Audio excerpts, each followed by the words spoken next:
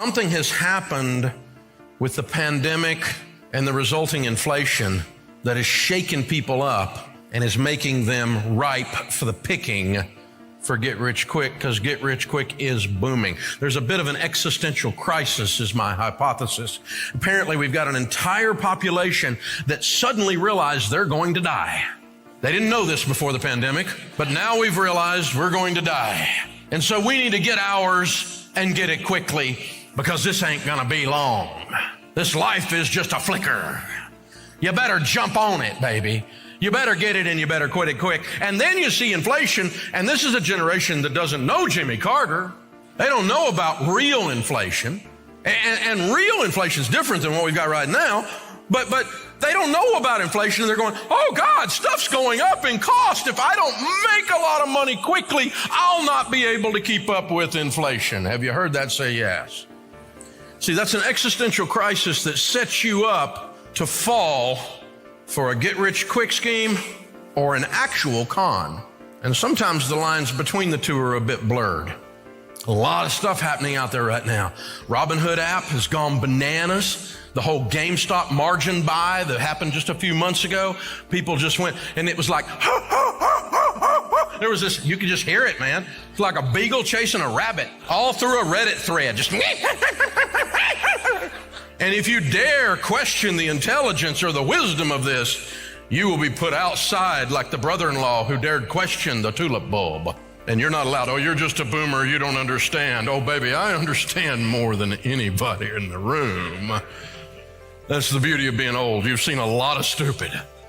And sometimes you've been a lot of stupid. And you really got a good up-close look at what stupid is, and so you can kind of recognize it when you see it coming.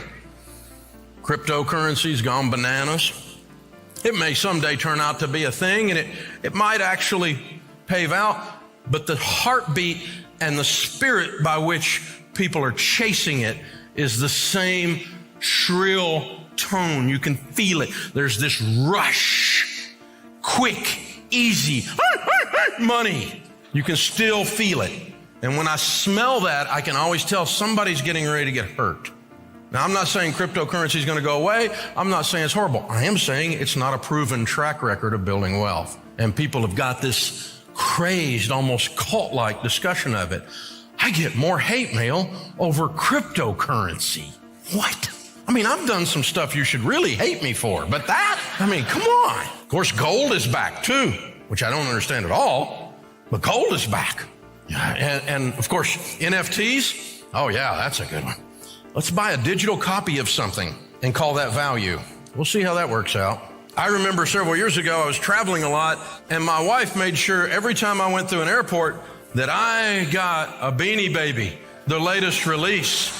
We have a full collection of Beanie Babies. We were heavily invested in Beanie Babies. And if you got the Michael Jordan one, it was like, whoa, that's $1,000 stuffed animal. I found it the other day. One of the grandkids had let the dog play with it. And a generation later, didn't work out, did it, boys? We just moved, and we were going through the moving process, and I opened up my son's stuff from his 10-year-old years, 20-something years ago, and we found his old Pokemon cards. And they were very systematically laid out in this little book. He was a bit of a nerd. Look at that. I love it. And so we let one of the grandkids start playing with his Pokemon cards, because if you didn't know, Pokemon's back. God help us. Then one of the aunts or uncles or something actually pulled those cards out and looked one of them up, and they went, that one's going for $3,000. We shouldn't let the kids play with it, okay?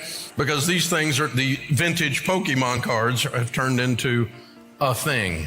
There's nothing new under the sun, y'all. At any given moment in time, somebody's looking for an easy way to invest, an easy way to get rich. If you search building wealth on the internet, you'll find one of two things. You'll find these get rich quick things under the heading of building wealth, or you'll find, and that usually has an intellectual component to it, and you can see it with your mind, and it also pulls you in on fear, FOMO, or greed. It's going to be easy. And if you feel your heart rate change, your eyes start to dilate, and you get a little FOMO going, that means stay away. That's your warning. You're getting ready to make a mistake. because you're falling in the noose of fear or greed. Something's happening. You're feeling it physiologically in your body.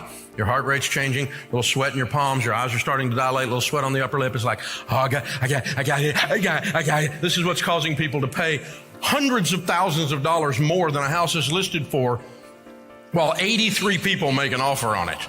And I just want to stand back and go, this is entertaining. And we didn't even have an auctioneer.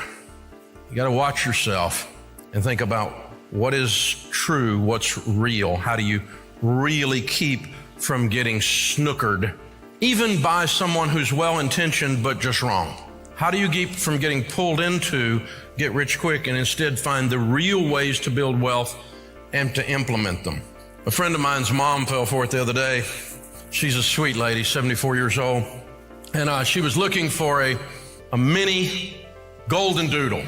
And if you didn't know, like everything else, there's a shortage on golden doodles, which means you have to rush to get one when you find one, get in line, know somebody, FOMO. You feel it again? Here we go. It's like the golden doodle tulip bulb. So the poor lady gets on, God help us, Facebook Marketplace and finds a golden doodle that no one else has found. Who knew? The people, out of convenience for her, agreed to meet her with the golden doodle puppy at the Walmart parking lot. She gives them several $100 bills for the golden doodle puppy. Imagine her surprise after she fed it for 6 months and realized it was a Great Pyrenees. In the country, we call that buying a pig in a poke. If you've never heard that one, that's what that means. You didn't get exactly what you signed up for. And that's what happens in so many of these things. I sign up for an easy way to build wealth, an easy way to get rich that no one else knows about, and I meet them in the Walmart parking lot. And then later I find out it really wasn't what I thought it was. Things didn't turn out as advertised. There was a con man that ran a Ponzi scheme in Florida in the 60s. He ended up in jail and wrote his book from jail called Con Man or Saint, John Frasca. And John said he's a true con man. I mean, he's in jail for being a con man. Now, he thinks he's a saint. That's why he wrote Con Man or Saint, but he's confused. He's in jail. So let's just keep this in mind, all right? And John's comment after conning thousands and thousands of people out of millions and millions of dollars in a Ponzi scheme said, you can con someone of any level of education or any level of intellect if you can activate fear or greed. Anyone can fall for it. 3 rows back, 4 seats in. Anyone can fall for a Great Pyrenees switcheroo if you got bad information and the thing driving it in your heart is not maturity, not wisdom, but is just unbridled ambition with a lot of intellect. You're going to get your head taken off. True wealth building, a good investment plan, is always slow and steady. Oftentimes it's boring. As a matter of fact, I've worked with thousands and thousands of millionaires over decade after decade after decade. More than anyone else you know or anyone else you're listening to in America right now. I've not only studied them, I've walked among them. And it is disgustingly simple, the things that they do. It's so boring that you think it must be wrong. They don't, the really wealthy people, even the people with 20 and 30 and 40 million dollars, they don't have like double backflip family partnership limited thingies. I always ask him, what's the secret of the rich? He goes, I only invest in things I know about. Wow. I only invest in real estate because I love real estate. I only invest in mutual funds because I've had a really good long track record with that. But I'm steady and I never let up. Oh, okay. Wow. So we find that most millionaires are 401ks, paid for houses, sometimes big farms, and the occasional small business entrepreneur. Those are the 4 categories that makes the most millionaires anywhere. And you didn't hear GameStop margins on Robinhood. You didn't hear that in there because it's not in there. Now, you might make $1 million doing that, but I doubt 10 years later you'll have any of it because of the way you got there will be also the way you lose it.